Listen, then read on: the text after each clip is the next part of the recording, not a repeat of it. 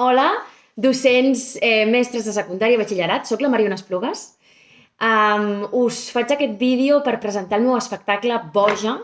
Boja és un espectacle que és un monòleg d'una persona que he interpretat, dirigit i escrit jo mateixa, que parla sobre salut mental. Explico en primera persona el meu pas per psicòlegs i psiquiatres des dels 10 anys, fins ara, no? Fins a la meva joventut.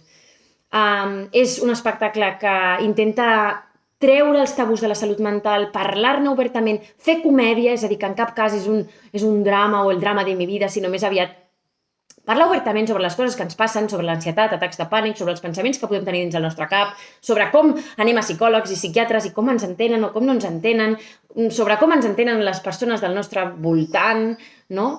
I també, molt important, sobre com me n'hem sortit després de totes aquestes intríngulis amb la salut mental.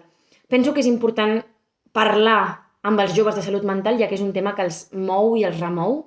Afortunadament, fa 3 anys que estem girant amb aquest espectacle, l'hem fet davant de molts adolescents i sempre ha funcionat molt perquè de sobte han pogut trobar un espai també per expressar, per dir o per sentir-se identificades o fins i tot per poder demanar ajuda a mestres després o als seus pares, si era el cas, no?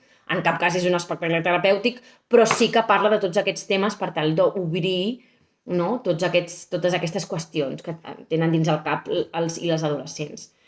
Actualment arribarem a la funció número 100 de Boja.